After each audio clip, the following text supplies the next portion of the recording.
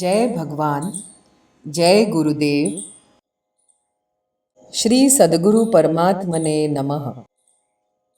सिद्ध सद्गुरु श्री रणछोड़ दास जी महाराज श्री गुरुदेव की सन्निधि में चतुर्थ भाग ईस्वी सन 1957 थी 1961 कुमारी कुमुदिनीबेन परमानंद पंजवाणी।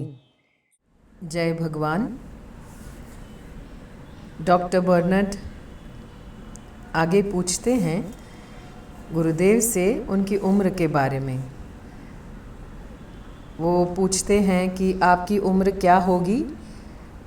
मेरा अनुमान है कि 400 वर्ष की होगी।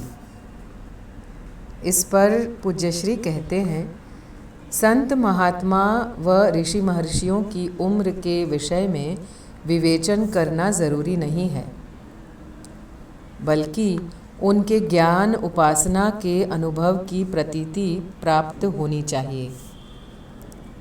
उम्र के बारे में किसी से नहीं पूछना चाहिए।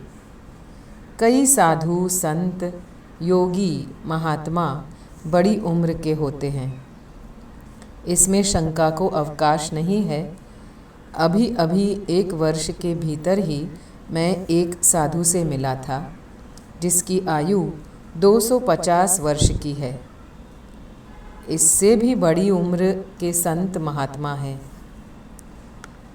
लेकिन कम उम्र हो और प्राप्ति बड़ी हो तो क्या वह विभूति नहीं है?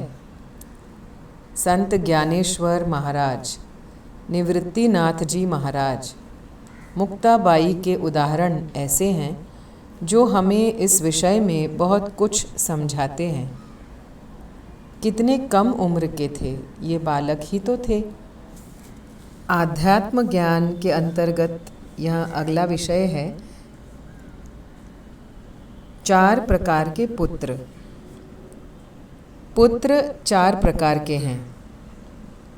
पहला, जात पुत्र, माता के समान गुणों वाला। दूसरा, अनुजात, पिता के समान गुणों वाला। तीसरा, अतिजात, पिता से अधिक गुणों वाला। और चौथा, अपजात, अधमाधम दुराचारी पुत्र। अधिक कीर्ति न प्राप्त कर सको, लेकिन अपने पूर्वजों ने प्राप्त की हुई कीर्ति को तो अक्षुण्ण रखो। अपजात दुराचारी होकर कीर्ति को खंडित तो न करो। जिमि कुपुत्र कुल उपजे, संपत्ति धर्म न शाही। तेजस्वी उत्तम विश्ववदा न बन सको, लेकिन यथाशक्ति नीतिपूर्वक धर्म कर्म करते रहो तो भी सुपुत्र कहे जाओगे। उत्तमो आत्मविख्यातः पितृविख्यात मध्यमः, अधमो मातृविख्यातः स्त्रीविख्यातो धमाधमः। विवेक और प्रसन्नता पूर्वक स्वधर्म में स्थित रहने वाला सुपुत्र है। ऐसे सुपुत्र अपने नाम से अर्थात अपने पराक्रम से, मानव सेवा से, अन्न क्षेत्र, दान, तप, यज्ञ, उदारता, सत्य, माता पिता बहन भाई, गुरु वृद्धजनों के शुद्ध प्रेम, कर्तव्य बुद्धि से, तन मन धन से उनकी सेवा यानी उनको सुखदाता इत्यादि सत्कर्मों के द्वारा सर्वत्र परिचय पाता है। उनको उत्तम पुत्र कहे हैं। पिता के नाम से परिचय प्राप्त करें, वो मध्यम पुत्र माता के नाम से परिचय प्राप्त करें, वो अधम पुत्र। और अपनी पत्नी के नाम से परिचय प्राप्त करता हो, वह अधमाधम पुत्र कहते हैं। सिंहनी को एक ही पुत्र होता है, तब भी वह निर्द्वंद्व सोती है। कुत्ते, गधे आदि को अनेक पुत्र होने पर भी रात दिन इधर से ही उधर, यहाँ से वहाँ घूमते फिरते हैं और कष्ट भोगते हैं।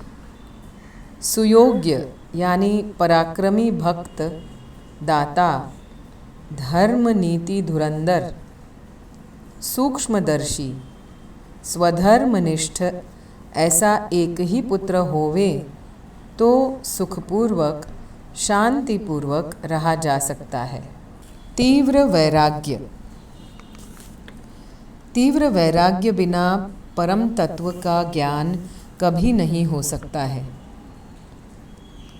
योग्यता के अनुसार ही श्री गुरुदेव आज्ञा देते हैं। ब्रह्म जैसा होगा वैसा बराबर मिल जाएगा, लेकिन कब? उत्कट वैराग्य होवे, देह भाव से ऊपर उठोगे तब। ब्रह्म प्राप्ति के लिए हमारे पास साधन में है क्या? 5 कर्मेंद्रिय, 5 ज्ञानेंद्रिय, 4 अंतःकरण, बस। 14 पैसे में आजकल तो एक समय की रोटी भी नहीं मिलती है। जो परम तत्व बुद्धि के परे हैं, उसको बुद्धि से कैसे पाया जा सकेगा? महान शुष्कवादी निश्चल दास जी भी कहते हैं कि विशुद्ध मति भगवत शरणागति से ही मिलती है। जयंती उत्सव क्यों? श्री राम जन्मोत्सव के उपलक्ष्य में विशाल शिष्य समुदाय देश के कोने कोने से इकट्ठे हुए थे। आसपास को अपार जनसमूह खींचकर चित्रकूट में आ समाया है। धर्मशाला, मंदिरों में, आश्रमों में, श्री कामदगिरी की परिक्रमा को रास्ते में, सीतापुर की बाजार में और रास्तों में जनसमूह का तांता लगा है। समुचे वातावरण में उत्सव की लहर व सौरभ है। कल श्री राम जन्मोत्सव मनाया जाएगा। श्री गुरुदेव समष्टि में पधारे तब श्री हस्तों में कुछ कागज़ पत्र थे। आसन पर विराजने पर पढ़ते पढ़ते खूब हंसे। फिर कहा, जयंती उत्सव क्यों? मैं पूछूं कि हर साल दीपावली क्यों, बर्थडे पार्टी क्यों? पिताजी ने किया है वही आप भी क्यों करते हो? और आपका पुत्र भी क्यों करेगा? मानव मन ऐसा है। जीवन व्यवहार की जागृति रखने को उत्सव है। जागृति बढ़ाने का उद्देश्य है। भगवान के आदर्श क्या है और हम कहाँ हैं?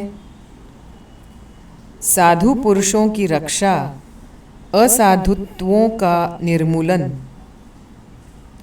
हर साल इस प्रकार की जागृति होती रहे तो मोह आदि के चक्र में से आपको दूर रखने का विचार व प्रयत्न बना रहे।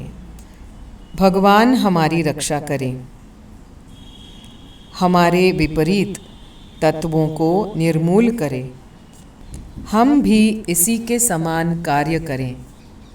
यह प्रार्थना से मन को बल प्राप्त होता है, समाधान प्राप्त होता है। गुरु पूर्णिमा, कार्तिक शुद्ध चौथ जयंती, श्री गुरुदेव की जन्मतिथि आदि उत्सवों के द्वारा मन को कई प्रकार की शिक्षाएं अर्थात समझदारी प्राप्त होती है।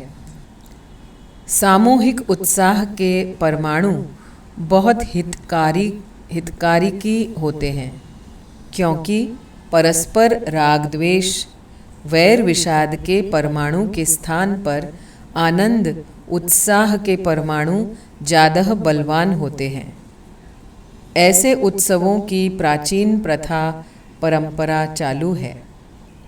तो आज का बालक भी उत्सवों के उत्साह आनंद के दिव्य परमाणुओं की अनुभूति करता है, जो भविष्य में उसे मनुष्य जीवन का सही लक्ष्य मार्ग पर ले चलेगा। इस तरह समाज का हित होता है। आध्यात्मिक जीवन।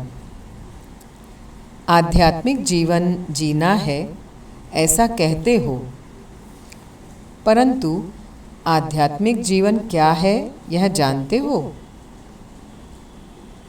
आध्यात्मिक क्या होता है कुछ समझते हो क्या?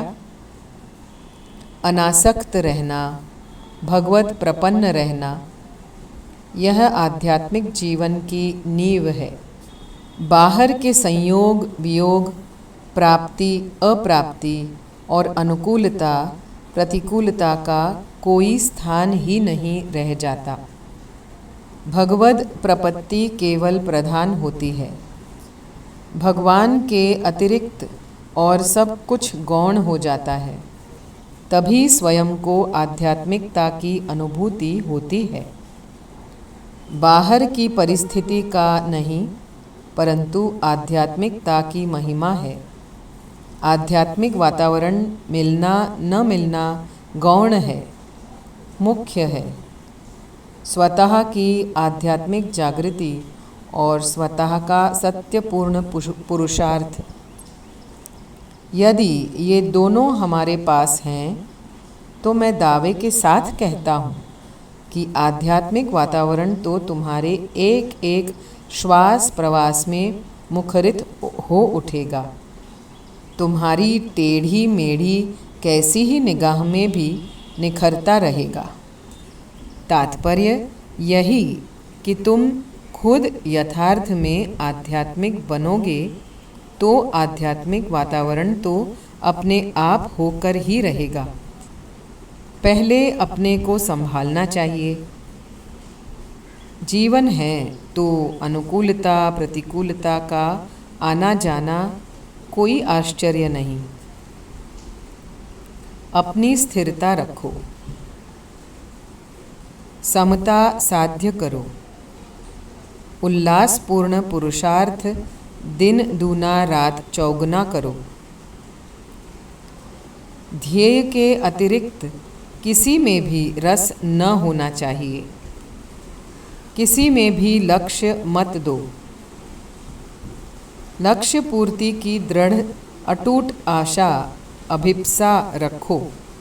क्षमता, धैर्य और क्षमा भावना दृढ़ करो तो मन की समता साध्य होगी। समता से स्थिरता, स्थिरता से एकाग्रता और एकाग्रता से सिद्धि यानी सफलता। व्याधि दो प्रकार की हैं, पहली शारीरिक और दूसरी मानसिक। दोनों एक दूसरे का अवलंबन व प्रभाव रखती हैं। दोनों का परस्पर सहाय रूप अवलंबन टूट छूट जाता है, तब व्याधि व्यक्त नहीं होती है। अर्थात तब व्याधि जैसा कुछ होता नहीं है।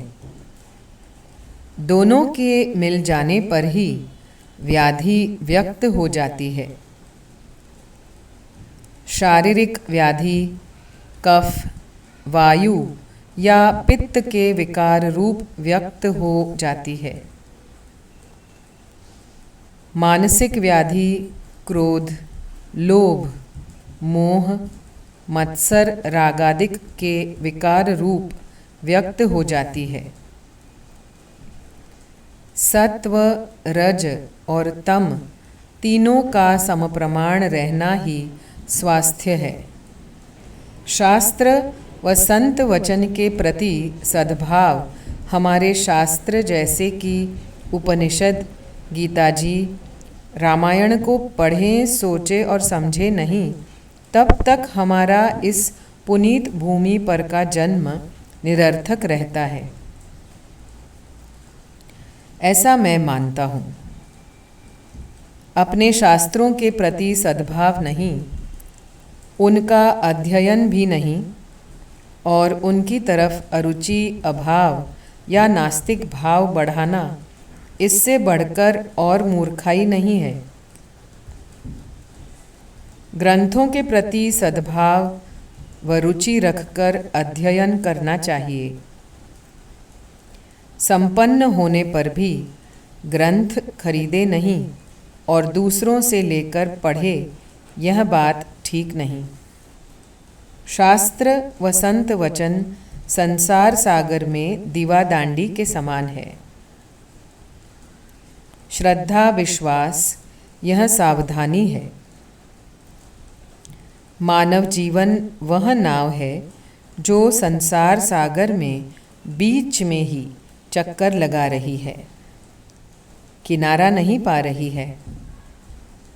इस चक्कर लगाते लगाते मोह वासना और राग द्वेष आदि के कई शिलाखंडों के साथ टकराती रहती है।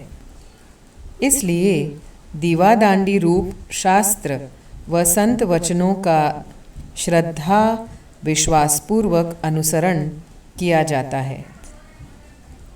तब नाव सुगमता से, शीघ्रता से किनारे के पास पहुंच पाती है और एक दिन किनारे पर पहुंच जाती है। शिलाखंडों की टक्कर से शास्त्र व संत वचन बचाते हैं, यह ध्रुव है। महाबलेश्वर श्री गुरुदेव की आज्ञानुसार मैं रतनलाल जी के साथ डहाणू के लिए निकली और आप श्री रमेश भाई के साथ मौन के लिए बॉम्बे होकर महाबलेश्वर पधारे। यह समय है 8 और 9 मई 1959। मैं चेतन, अरुण, भगीरथ के साथ श्री गुरुदेव के दर्शन को 3 जून 1959 को महाबलेश्वर पहुँचे। 2 दिन साथ में रहे। 29 मई 1959 महाबलेश्वर से श्री गुरुदेव ने पत्र में लिखा, प्रिय पुत्री पुष्पा, सादर आशीष। तुम्हारा पत्र यथा समय मिला, बहुत संतोष हुआ। मेरा पत्र तुमको कुछ कठोर मालूम हुआ होगा, परंतु ऐसा लिखना बहुत कर्तव्य जैसा लगा। तुम्हारे को यदि अपरिणित में आनंद सुखानुभूति है तो मेरा कोई आग्रह नहीं। मेरा प्रयोजन केवल तुमको सुखी देखना और सुखमय जीवन बने ऐसा परामर्श देने का है। पुष्पा, तुमने भरत जी तथा श्री जानकी जी का उदाहरण दिया, वहाँ यहाँ पर्याप्त नहीं। कारण कि तुम सोचो कि कितने दुखों का सामना उनको करना पड़ा, केवल उनके हठ का ही परिणाम है।